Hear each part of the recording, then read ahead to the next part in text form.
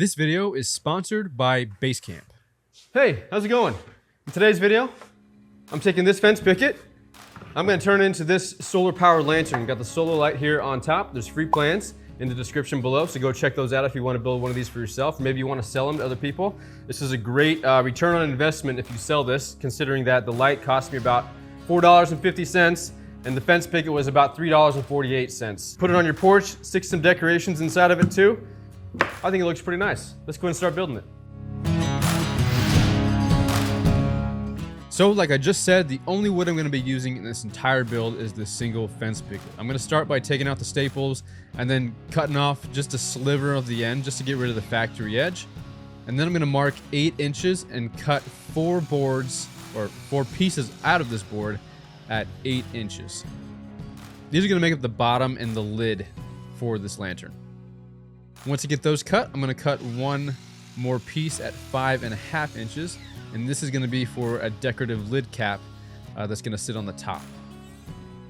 Once those are cut, I'm going to move on to cutting a 12-inch piece that will be cut down into strips for the pillars for the lantern, and then one at 5.25 and one at 4 inches. Now we're going to move over to the table saw, set it to 4 inches, and we're going to cut those first 4 8-inch pieces down to 4 inches. Again, if any of this is confusing, I have free plans in the description below. You can print them out, bring them into your shop, and follow along that way. Once I figured out how I want to orient these to, try to match the grain a little bit if I can, I'm going to set them up on their side, and we're going to use some Titebond 3 or any sort of water-resistant wood glue and run a little bead along the inside edges. Spread the glue out with my finger and then push them together. Now I did try to clamp these together with those F-style clamps you see on the screen here. These didn't work very well, so I opted just going over and using my pipe clamps for this. I've got some links in the description if you guys need to pick some pipe clamps up for yourself. And I did these first, that way they could be drying while I assemble the rest of the lantern. Once we get those glue ups started and they start to dry, we're going to come over and set the table saw to 1.25 inch. Take our 12-inch piece and create 4 strips. On the 4th strip, it should just be wide enough to where you can just take a sliver off that last piece. So now we know that all 4 of these strips are right at 1.25 inches wide. Now we're going to do the same thing with our 5.25 inch piece and our 4-inch piece. Again, just on that last strip, just take a sliver off there, and now we have ensured that all pieces are the exact same width. And now I should have 4 strips at 5.25 inches and 4 strips at 4 inches. All right, so at this point in the build, we've got our top plate and our bottom plate gluing up. We've got the cap piece. We have the 4-inch window frame pieces. We've got the 5.25 inch window frame pieces, and we have our 4 12-inch pillars. I am going to be cutting a few decorative feet for the lantern in just a little bit here, but we'll get around to that in a second. Right now I'm just going to use a mix of this Titebond 3 wood glue, my 18-gauge brad nailer, and a mix of 2-inch, 1.25 inch, and 1-inch brad nails. I'll show you when and where and how I use them so that no nails ever poke out of the board. But let's go ahead and keep building this thing. I do want to take a quick second and thank Basecamp for sponsoring this video. I've tried a bunch of other dust masks over the years, and since I've started spending a lot more time in the shop, I decided to take the health of my lungs seriously. We take our eye protection seriously, we take our ear protection seriously, but I don't know about you, I was not taking the health of my lungs very seriously. Other masks I've tried fall off, they fog up my glasses, they make me feel like I'm breathing through a wet sock sometimes. I even wore these out in the shop the other day when it was 95 degrees. I think the heat index was even over 100 degrees, and they were still super comfortable. I could breathe easy, and this is probably the best experience I've had with a mask so far. It comes with replaceable carbon filters and actually does what I need my mask to do, and that is protect my lungs. It's reusable and way more comfortable than it should be. Hit the link in the description and use my code GWOOD10 to save yourself 10% if you want to give these masks a try. Plus, your lungs are going to thank you. A big thanks to Basecamp for supporting this channel. Now let's get back to the build. So next step, I'm going to take 2 of my 1.25 by 12-inch strips and the shorter 4-inch window frame pieces. I'm going to lay them like this on the table, use some glue and some 2-inch brad nails to secure these together.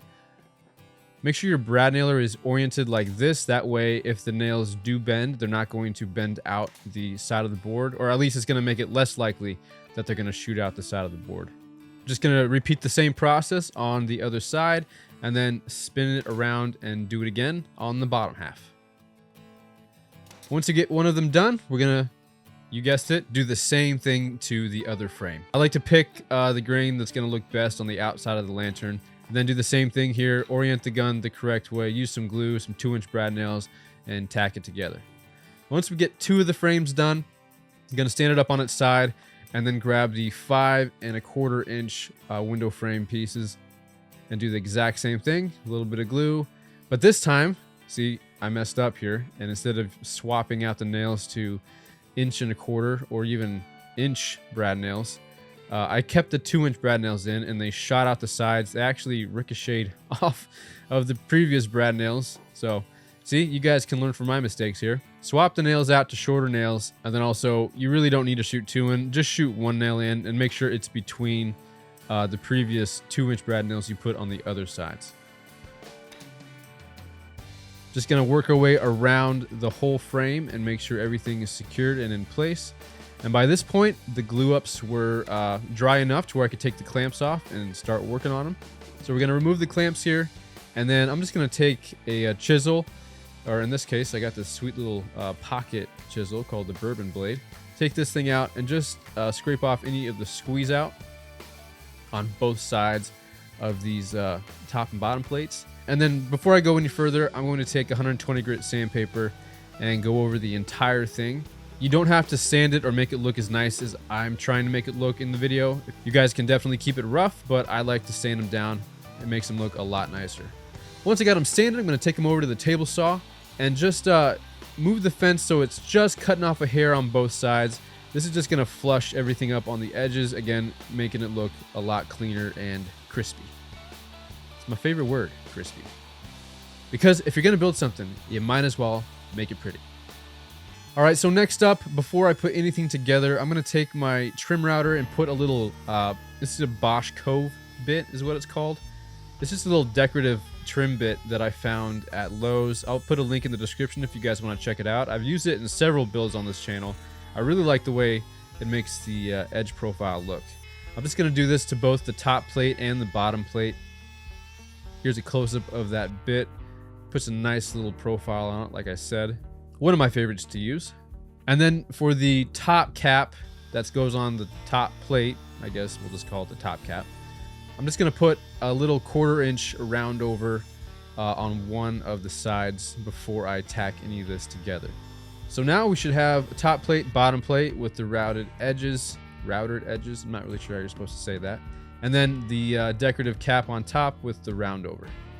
Now we're ready to move on. Again, you don't have to sand it, but I do like to sand it here. It gets rid of any of the squeeze out and then also smooths everything out and makes it look a lot crispier. There's that word again, my favorite word. Before I did anything else, I took the trim router out again and swapped out the bits for a 3/8 inch round over and just rounded over any place I could really fit the router, honestly, except the very top and the bottom of the lantern. Just basically all the insides of the lantern frames. And then just by hand sanded with 120 grit anywhere the router couldn't reach on the inner corners, just to make everything look symmetrical and, I'm gonna say it again, crispy. All right, moving on to the next step here, we're going to just pull out some wood filler. I wish I used a little bit darker color wood filler, honestly. If you guys don't have wood filler, no worries, just grab some sawdust and some wood glue, make a little paste with it, fills it in just fine. Once the wood filler dries, I'm going to take out my sander again and go over everything with 120 grit once more. And now it was ready to put the lantern frame onto the base plate. Just going to use a little bead of glue here and then just eyeballing it, try to center it up on the bottom plate. If you want to get really exact with it, you can pull your tape measure out, obviously. Then I'm going to flip it over upside down and use 1 1/4 brad nails.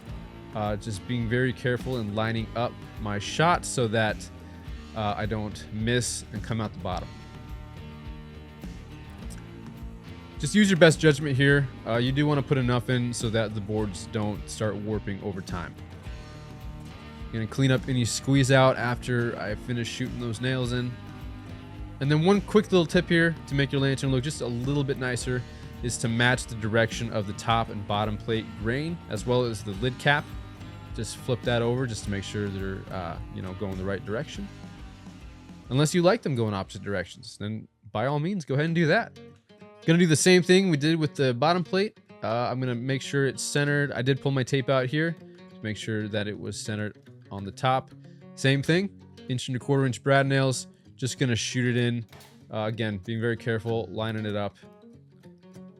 And then I'm gonna pull the cap out, use some wood glue, and then just center it again using my tape measure to make sure everything is all squared up. Then I'm gonna flip it upside down actually and shoot the nails in from the bottom. You do wanna make sure the nails are on the outside because we are gonna cut the hole for the solar light in just a second. So I wouldn't shoot any nails in the middle because all that material is gonna be removed anyways. And it should look something like this. Before I forget, I'm gonna take some wood filler, just fill in any of the nail holes that you can still see from the top. And then we're actually going to cut the legs now. So that remaining scrap piece, I'm gonna grab off the miter saw and use my sander and sand just 1/2 of it since I'm just gonna be using a strip or two from it. I'm gonna cut 2 strips just in case I mess up. I'll have one already cut since the saw and the collection system's already on. Might as well get it cut. I have the exact dimensions in the plans, but I believe it was 2¼ inch long, 1 inch tall, and obviously 5/8 inches wide. And then I just cut it at a 50-degree angle to get that little decorative look. We're gonna cut 4 of these little guys and then use some glue and 1¼ inch brad nails on the bottom. I'm putting them in about 1 inch, 1.25 inches from the edges. And I'm gonna use 2 nails. I tried 1, but they wasn't holding very well while the glue was drying. So I'm gonna shoot 1 in the top and 1 at an angle. Gonna use some 120 grit sandpaper, just sand it by hand just to soften those edges. And I did this a little bit out of order, I guess. It still worked out in the end, but I finished it with some teak oil just to give it a little richer color, and then also to make it a little bit more weatherproof. If I was to do this again, I probably would do this after I cut the hole with the hole saw in the next step, but again, it worked out just fine. You can pre-finish it like this and then go ahead and cut your hole for the solar light after. So to cut the solar light hole, what I'm gonna do is just measure and mark the very top to get the center. And I'm using this spider hole saw right here. I'll put a link in the description if you guys wanna check it out. And then I'm not gonna push very hard, just gonna get the hole started and keep the drill going at full speed to get a nice clean cut, and just push very lightly all the way down. Did get a little bit of tear out, but I smoothed it out with some sandpaper in a little bit here. Now I used the hole saw closest to the dimensions or the measurements of the solar light that I was going to use, but it still wasn't big enough, and I didn't want to go too big because I still wanted that tight friction fit. So you can fix this 2 ways. One, you can just use a jigsaw and just slowly, carefully go around the entire circumference of that circle you made with the hole saw just to make it big enough. Or an easier way, if you have a spindle sander, just use the spindle sander to slowly make that circle a little bit larger until you get a nice friction fit with your solar light. And there you have it. We have this nice, simple, easy, cheap, affordable, nice looking, beautiful, crispy lantern that you can put inside or outside. Also, stick some decorations in it too. Make that front porch, back deck, or garden look a little bit nicer. All right, guys, that's it. Thanks so much for watching. I hope this video brought a little bit of light into your life. If you guys don't want to miss other free plans I put out on this channel, and every single video, be sure to like, subscribe, share. It really helps me out. It allows me to put more free plans out just like this. Be sure to head over to bcmask.com.